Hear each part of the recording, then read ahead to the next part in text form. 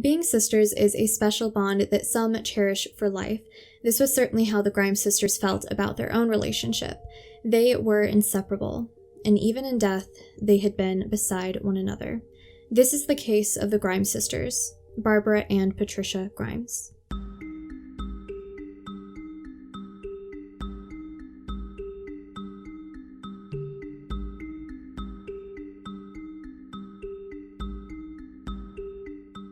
So before we begin today's case, I would just like to remind everyone that if you have a case that you would like to see on this channel, you can use the case submission link in the description box down below to pass that on to me. You will also find relevant contact information down there. Now, if you would like to see my sources for today's case, you can find them pinned to the top of the comment section. As always, these cases are important and involve real people who became victims of something terrible. So it is important that you watch this video to the very end to fully understand their story. Now, in addition to this, it is important that I am always upfront with you guys about my research. I did my first round of research in this case, and during that, I discovered a Facebook group called Help Solve Chicago's Grimes Sisters Murder.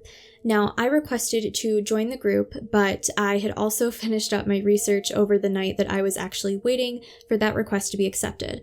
The next day, I woke up to an accepted request and a message from one of the moderators. It quickly became apparent to me that my research had only gone so deep. Now, this Facebook group has spent years working on this case, going over everything that they can find from what happened at the time, and utilizing any technology and archives that they can today to continue working the case. Now, they have compiled so much information that I literally am unable to present it all to you today. So I have included a lot, especially what I found to be important about Barbara and Patricia's story, but there is so much more for you to see and read about in the Facebook group.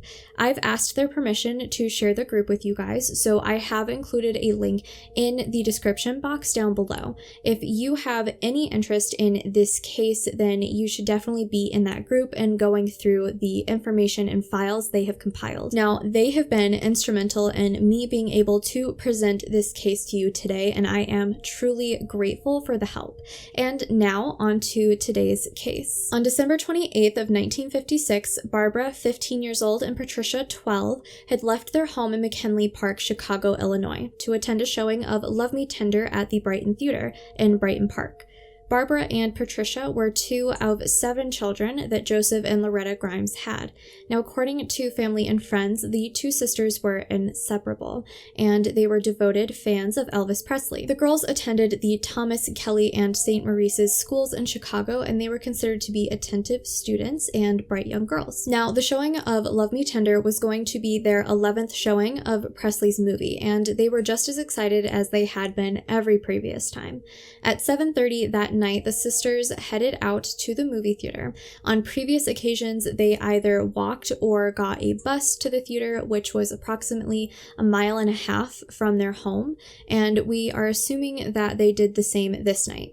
At the theater, Dorothy Weinert, a friend of Patricia's, had actually been sitting near the Grimes sisters, accompanied by her own younger sister. Now, the showing that night was a double feature, and when Dorothy and her sister left at the intermission between the 2 showings, she remembered seeing Barbara and Patricia in line for concessions. Now, this was around 9:30 that night, and because the girls were staying at the showing, it was likely that they wouldn't be home until around midnight. Now, when midnight rolled around, the girls had not yet returned. Concerned, Loretta Grimes sent 2 of her other children, Teresa, 17 years old, and Joey, 14 years old, to wait at the bus stop for the girls. Now, the 2 waited for their sisters, but when multiple buses had stopped by and the girls hadn't disembarked, they returned home. At this point, it was around 2:15 in the morning on December 29th, and Loretta Grimes contacted the Chicago Police Department, and she reported her daughters missing. As happens in all too many cases, the girls' disappearance wasn't taken very seriously at first. The police believed that it was likely that the girls were either hanging out with boyfriends or that they had voluntarily run away from home, maybe even to travel to Nashville to try to see their idol Elvis Presley. Now, according to reports, the disappearances wouldn't be be considered anything more than a runaway situation until a week later. Now, waiting a week before taking the case seriously likely hurt the efforts of police afterward, even though eventually it was reported that they pulled out all the stops to locate the Grimes sisters. Now, the idea that the girls would have run away at first didn't even seem to fit. The day after the girls' disappearance, Barbara supposedly had plans to go shopping for a blouse with her sister Teresa, and within a few days, Patricia was actually going to turn 13, and she had planned a birthday party that she had already invited friends to. Now, when the investigation truly began, the police set up a task force specifically to work the Grimes sisters' disappearance. During the investigation, parishioners at the family's church, they raised a $1,000 reward for information about the sisters' whereabouts. Now, the media picked up the case, and even Elvis Presley heard about the girls' disappearance. In the event that the girls had indeed run off to visit him in Nashville, he spoke out to them in an official statement where he said, "If you are good Presley fans, you'll go home and ease your mother's worries." Now, during the investigation, there were numerous sightings of the girls reported in the media. So many sightings, in fact, that it is impossible for them all to be true. Now, Roger Menard had been in attendance at the theater that night, and he had actually been situated nearby the Grimes sisters. Now, following the second showing, Menard had left the theater on foot, and he noticed that the sisters were walking a little ways behind him that night.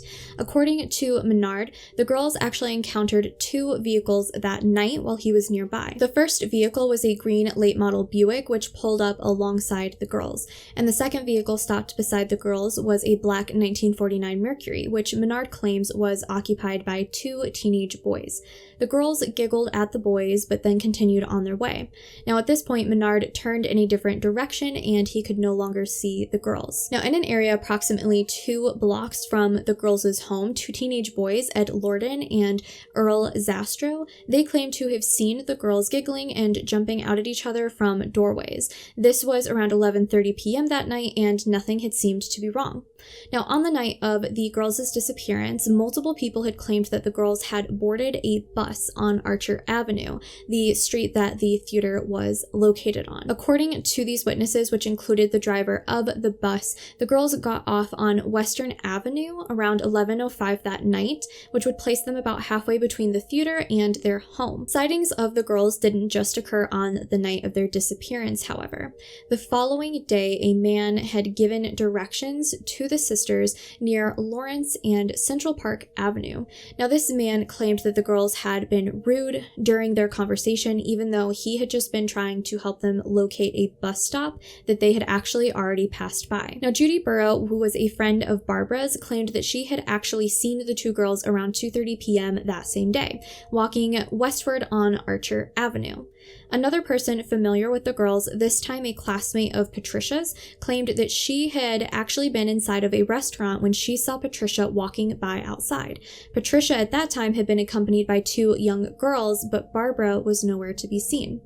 Now, at around 12:45 in the morning on December 30th, around 24 hours after the girls had disappeared, sometime after leaving the theater, a cashier at another theater claimed to have seen both of the girls walk by. There were also claims that the girls had boarded a train and that they were searching for a couple of sailors who were named Terry and Larry. It was also around 5:40 in the morning, according to a restaurant owner, that he saw Patricia staggering as though she were drunk or sick, accompanied by a man. Now, we'll come back to who this person may be later in the video. So then, according to another suspect, this time a clerk at the Claremont Hotel, he checked the girls into a room. Now, without any sightings on December 31st, which also happened to be Patricia's birthday, the next sighting occurs on January 1st of 1957. The girls were reportedly seen to be boarding a different bus yet again, this time on Damon Avenue.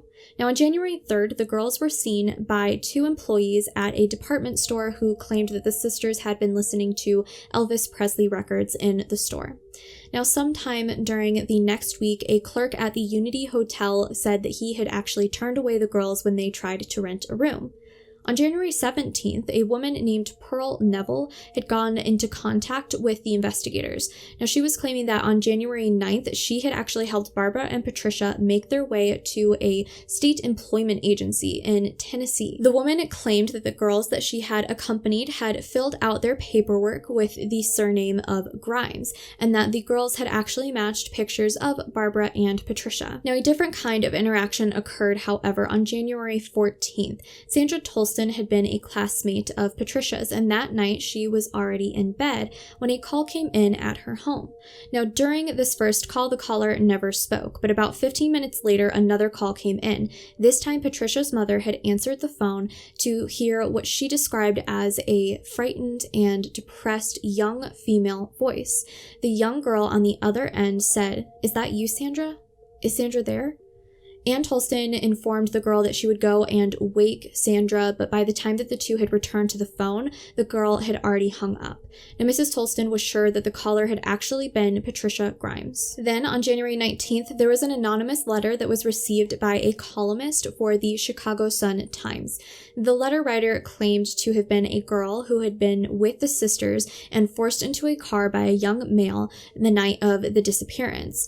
Now, this girl provided a partial license plate, but nothing was ever able to come out of it. Now, the author of the letter couldn't ever be identified, and the claims were never proven. So during her daughter's disappearance, Loretta Grimes was unable to work, understandably.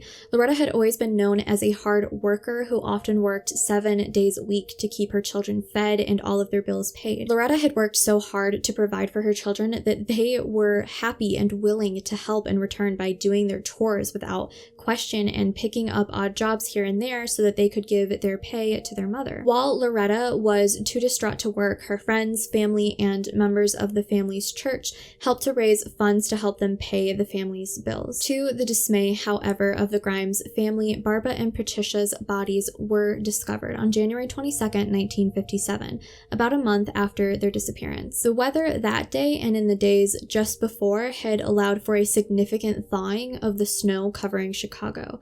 Leonard Prescott had been driving along German Church Road in Willow Springs when he spotted what looked like store mannequins off the side of the road. So feeling a little off about the situation, he ultimately decided to stop back by and check, this time accompanied by his wife. And to their horror, they discovered that the mannequins were actually the bodies of 2 young girls. Now, the bodies were reported to the Willow Springs Police Department, who quickly arrived on the scene. The bodies had been left haphazardly at the side of the road. Patricia was left laying on top of her sister. Descriptions included that there was bruising, maybe blunt force trauma, and wounds that appeared to be left by an ice pick in one of the girls' chests, but none of the injuries were definitively fatal at first sight. Now, Joseph Grimes was brought to the scene to identify his daughters that day. Once a positive ID had been made, police officers from several departments in Chicago, accompanied by local volunteers, searched the area around the crime scene for possible clues. This decision would later be criticized because having non-officers enter the area of a crime scene could have completely contaminated it.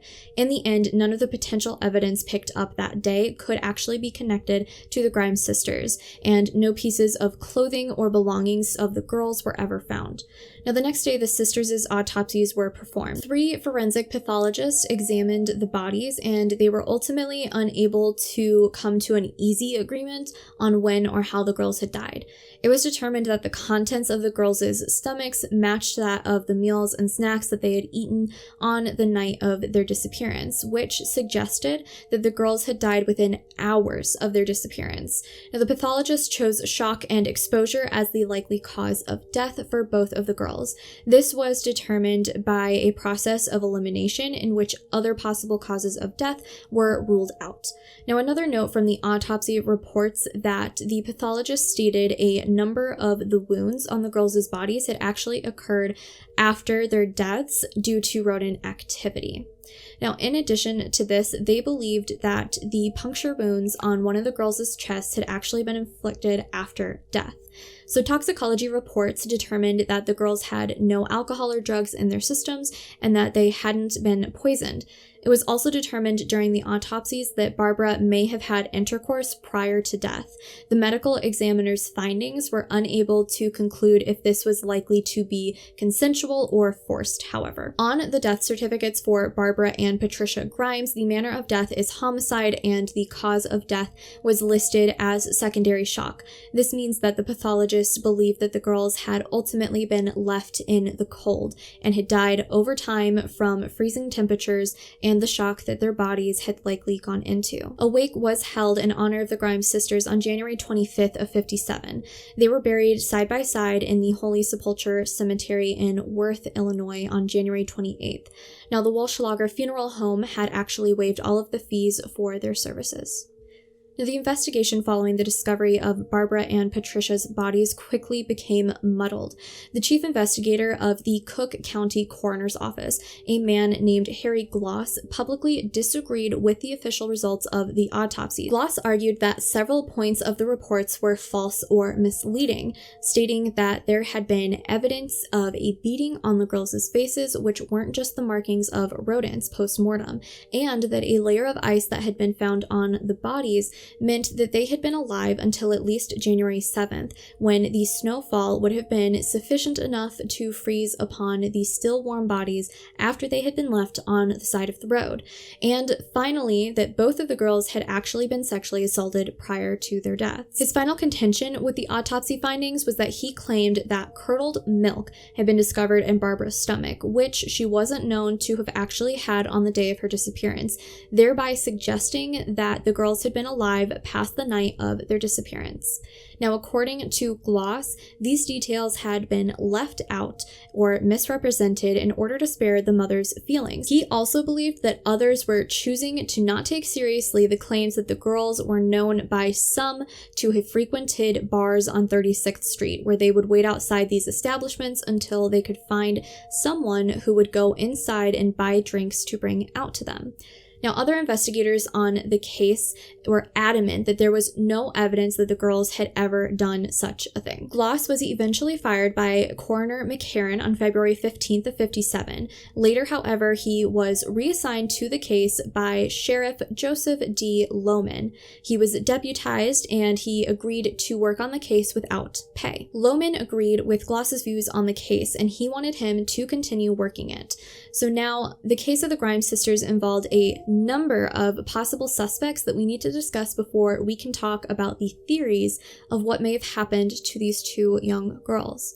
Now, Edward Bedwell was a 21-year-old drifter at the time of the girls' murders. Just prior to the girls' disappearance, Bedwell had been picking up shifts as a dishwasher in a restaurant on Chicago's Skid Row. Now, the owners of the restaurant told investigators that Bedwell and another male employee had been at the restaurant on December 30th in the company of two girls who looked like Barbara and Patricia. Now, this possible sighting of the girls had not been reported at the time. It wasn't until after the bodies were discovered that the restaurant owner came forward with the claims on January 24th. However, Bedwell was later identified by the person who had claimed to have seen Patricia staggering with an older male past the D&L restaurant on December 30th. So Bedwell was then arrested and interrogated. He claimed that these accusations were false because the girls he had been with were not in fact the Grimes sisters. By January 27th, however, Bedwell was formally charged with the girls' murders after he signed a 14-page confession. In the confession, he claimed that he and a 28-year-old man named William Cole Willingham, who Bedwell had referred to as Frank in the confession, had been with the Grimes sisters on the 30th of December. The girls had been with them until January 7th, and they had spent time together drinking. On January 7th, the men had fed the girls hot dogs. Then later that day, they had made sexual advances toward the girls, and when they refused, they began to beat them, and then they threw their bodies into a snow-filled ditch. Following this confession, Willingham was located, and he was interrogated. He admitted to having been in the company of two girls along with Bedwell, though it was prior to the sisters' disappearances, and he denied that the girls were the Grimes sisters. He also denied that anything else in Bedwell's confession had actually happened. It later came to light that the confession may have been false all along. Upon Bedwell's arrest, he originally gave one version of events to cops, thinking that they would release him, but when that didn't seem to be happening, he recanted the story. Now, after this, Bedwell had somehow ended up in a motel with multiple officers, and after 3 days, he finally signed the 14-page confession that we just discussed. Not only does it seem apparent at this point that Bedwell was strongly coerced into giving this confession, but he couldn't have even been the one who wrote the confession. Bedwell was essentially illiterate, so it seemed extremely likely that the confession was ready-made by officers and only signed by Bedwell after the strange 3-day trip to a motel. Now, in the end, Bedwell recanted his confession, saying that it had only been made after he had been interrogated by officers for multiple days straight, and they had led him to believe that if he confessed, then he would be released from police custody. The official autopsy reports hadn't found any alcohol in the girls' bloodstreams or any evidence of hot dogs having been eaten by the girls prior to their deaths. Now, in addition to that, the official autopsies don't support the claims that the girls had been beaten. So the autopsy findings supported Willingham's claims that the events of Bedwell's confession were not true. In addition to this, it was discovered that Bedwell had clocked into work at the Ajax Consolidated Company from 4:19 p.m. on December 28th until 12:30 a.m. on December 29th. This means that when the girls disappeared, Bedwell was actually at work. Then, according to when the murders happened in the confession, Bedwell was actually busy at work again in a restaurant called Cicero. To top it all off, a girl named Irene Dean had come forward to say that she was one of the girls who had been seen with Bedwell and Willingham, and that the other girl at the restaurant had actually been a friend of hers. Bedwell was acquitted of the Grimes sisters' murders during a special inquest into whether or not there was enough evidence for him to even be charged really with the crimes. I think it's also important to note that Loretta Grimes from the very beginning felt that Bedwell's story couldn't be true. She knew that what he had described of the days that he had spent with the girls wasn't something that her girls would have done. Another suspect on officers' list was a man named Max Fleeg. At the time, he was 17 years old, which meant that he was actually a juvenile, and he couldn't be forced to participate in a polygraph test. However, Fleeg apparently voluntarily did so, in which he claimed during the test to have murdered the Grimes sisters.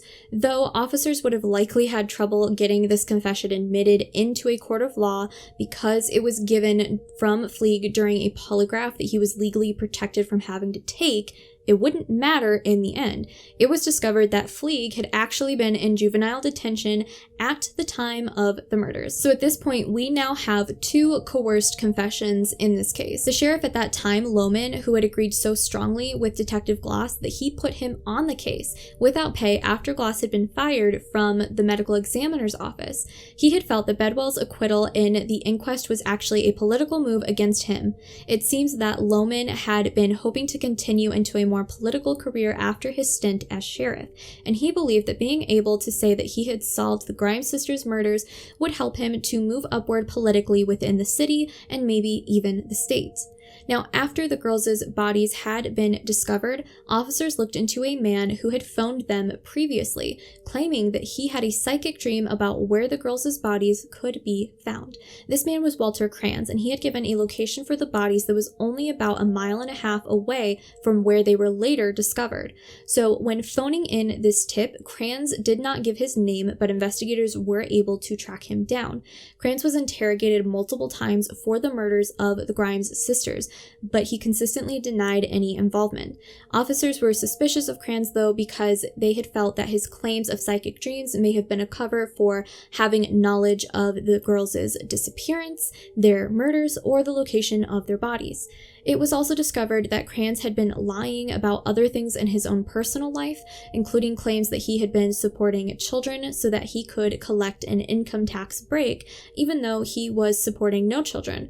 Now, there was no physical evidence connecting him to the murders either, and eventually the possibility couldn't be investigated any further. Another potential suspect in this case has never been identified. It was in May of '57, months after the daughters had been murdered, that Loretta Grimes received a call at home from an unknown man. Now, this person claimed to have undressed and killed Loretta's daughters. He also ridiculed the police investigation while speaking to Loretta. Now, the most telling part of the call was when the man stated the following: "I know something about your little girl that no one else knows, not even the police. The smallest girl's toes were crossed at the feet." This fact was true and something that people outside of the Grimes family probably wouldn't have known. This led Loretta to believe that the man who had called that day was in fact her daughter's murderer. Now, the last suspect we have to discuss today before we talk about theories is Charles Leroy Melquist. Melquist was a man who had been convicted of the murder of Bonnie Lee Scott, which took place in September of '58. Bonnie was a 15-year-old that had known Melquist prior to her murder. Melquist had ultimately murdered Bonnie and dumped her body off the side of a road. Now, he later came back to the body and decapitated her. Bonnie's body had been dumped approximately 10 miles away from the Grimes sisters' bodies. Now, Melquist returning to the body is something that we will discuss again in the theory section. So after Bonnie had been discovered, Loretta Grimes received another call which she believed had been from the same man from a year previously. He told Loretta, "I've committed another perfect crime. This is another one the cops won't solve, and they're not going to be able to blame Bedwell or Barry Cook." Loretta remained adamant that this man was the same caller from before and stated, "I will never forget that voice." And for reference, Barry Cook seems to be a man who was linked to another murder in Chicago. Now, investigators had attempted to question Melquist in the past for the Grimes sisters' murders, but his lawyer had forbidden him from being questioned about the case. Something that I saw reported about this case was a potential mob connection to Melquist, which would help to explain why he would have been in the area where the girls disappeared from. It was discovered that during Melquist's trial for the murder of Bonnie Lee Scott, he had been represented by a man named Robert McDonnell. Now, this lawyer was also a lawyer for Sam Giancana, who was a mobster from the Chicago outfit. This created a possible tie between Melquist and organized crime. It's been theorized that Melquist was actually a drug runner, and it's been discovered that there were actually drop-off points within the Bridgeport, Brighton Park, and Inglewood neighborhoods. This would potentially give reason for Melquist to have been in the area where the Grimes sisters lived and where they had attended the movie that night. Now, in addition to this, it has actually been revealed that Giancana had been a part of multiple clubs, one of which was the Archer Club, which was located on the same street as the Brighton movie theater. So it's possible that Melquist had a tie to Giancana and organized crime, and it's possible that Giancana and the Chicago outfit had operations happening within the area that the sisters had disappeared from. There's honestly a lot more information related to this line of investigation in the Facebook group that I mentioned at the top of this video. So this is definitely one of the things that I would suggest that you join the group to read more into if you're interested, because they have a much better understanding of it than I do. When it comes to theories in this case, there are just a few main theories that seem to fit. Though many had believed prior to the discovery of the bodies that the girls could have run off on their own, these theories seemed to largely cease once the autopsies had been performed. For the most part, it is believed that the girls were indeed taken after they left the movie theater that night. The most official investigative route of the case suggests that the girls were taken after leaving the theater and had been murdered within hours. As stated previously, though, there were investigators and others who believed that the girls had been taken and then held captive for a period of time before they were murdered. In either case, the consensus seems to be that the girls were either forced or voluntarily got into a vehicle with the attacker. It's been noted by the Grimes family that the girls would not have voluntarily gotten into a vehicle with a stranger, no matter how cold it had been during their walk home after the movie. This has led some to believe that the girls may have known their attacker, who was able to then get them into a car with the promise of driving them home. Loretta Grimes stated about a year after the girls' murders that she strongly believed that the girls knew their attacker because she was certain that they wouldn't have gotten into a stranger's car. Another theory in the case is that the Grimes sisters' murders were connected to another group of child murders. Just a little more than a year before the sisters had been killed, 3 young boys, John Schuessler, 13 years old, his brother Anton Jr., 11 years old, and their friend Robert Peterson, 14 years old, were found deceased in a ditch in Robinson Woods Forest Preserve on the northwest side of Chicago. Now, the boys had gone out to a movie, just as the Grimes sisters had, and went missing afterwards. The boys' nude bodies had been dumped on the side of the road just as the sisters had. One primary difference in the case of the boys' murders was that they had been mutilated. There had been obvious signs of violence in their case, which seemed to be lacking in the case of the Grimes sisters. Something that struck me as odd from the moment I heard about the boys' case, though, was the similarities to the murders in the West Memphis 3 case. Though I'm only briefly mentioning the boys' case in today's video, I do hope to come back and do a dedicated video to their case in the near future. Now, it has been theorized in more recent years that the bodies may have been dumped somewhere else previously and then moved later to where they had actually been discovered. Now, Walter Kranz was believed by investigators to have possibly had information about the murders, or to have at least seen the bodies prior to reporting his psychic dream. So if Kranz had actually seen the bodies and they had been where he had claimed they could be found near Santa Fe Park, then they would have needed to be moved before the area was searched by investigators. Now, there was a lot of corruption in police departments of Chicago, and it is fully possible that when Kranz's call came in, the information was leaked. The specific theory involves this information having maybe been leaked to the owner of the Santa Fe Park. Now, the man who owned the park was actually a cousin of Leonard Prescott, the man who found the bodies. It's been pointed out that it would have been difficult at the angle from the road for Prescott to have actually seen the bodies where they had been. So some theorize that it's possible that the owner of the Santa Fe Park had been alerted about the upcoming search, and that he was worried what press about murder victims being found on his property would lead to. So he enlisted his cousin to help him move the girls' bodies before later pretending to discover them naturally. So during the initial investigation, officers had actually searched Prescott's home, worried that Leonard Prescott may have had prior information about the murders or the location of the bodies before he reported them to police. Now, another reason that the bodies being moved would be important to the investigation is that one of the main suspects of the case, Charles Melquist, was known to have returned to the site where he had dumped the body of Bonnie Lee Scott, and to have then decapitated her. So if Melquist was also responsible for the Grimes sisters' deaths, it's certainly possible that he could have returned to the place where he had left the bodies at some point, and that he wouldn't have been against changing things at the scene. So now, within the past decade, the case has been unofficially investigated by a retired officer, Raymond Johnson. He believes that the case is still solvable. In particular, Johnson strongly believes that Charles Melquist could have committed the murders. Since he started investigating the case, Johnson claims that he has spoken to a woman who, still a child at the time, had actually been kidnapped alongside the Grimes sisters, but was able to escape. He's also spoken about a supposed confession that had been made to a priest. In addition to this, he and others in the Facebook group that I mentioned at the top of the video have been working hard to uncover any potential clues and important information that they can. They have searched physically and digitally through old newspapers. They have spoken with people who were there at the time, and they have spent unbelievable amounts of time and manpower investigating any clue that could help solve this case. Again, if you have an interest in this case, you really should check out the Facebook group, because as I said earlier, they have so much more information than what I am able to present to you today. And while these are the main theories that I have come across during my research, I would say that it is still worth it to see what theories others in the Facebook group are actually discussing. There's a lot of useful discussion and brainstorming going on in there. Now, Loretta Grimes passed away on December 8th, 1989, never knowing who had murdered her daughters. What may be important evidence in this case was never recovered, which is the clothing the girls were wearing when they disappeared. Patricia had been wearing black shoes with a Three Sisters label, as well as a black jacket with white stripes on the sleeves and a size 12 or 14. She had on blue jeans and had covered her hair with a white babushka. She was also wearing white bobby socks and white metal expansion ring with the Virgin Mary insignia on it, which contained blue baked enamel.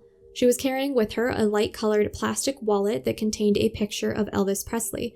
Barbara was wearing black shoes that night with a gray tweed skirt, waist size 22 or 24, with a label reading Robinson State in Jackson, Chicago. She was also wearing yellow cotton blouse and a gray coat with 3/4 length sleeves in a size 12 or 14 with a Robert Hall label.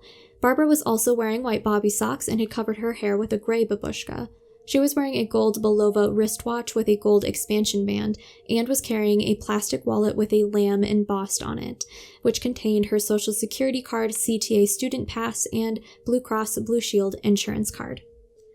If you have any information that you believe may be relevant to the Grimes sisters' case, then I would highly suggest that you contact the Chicago Police Department at 312-746-6000. So what are your thoughts on today's case? This case was an interesting one to tackle. It's one of the older cases that I've covered on this channel, which can be very daunting when it comes to finding good sources of information.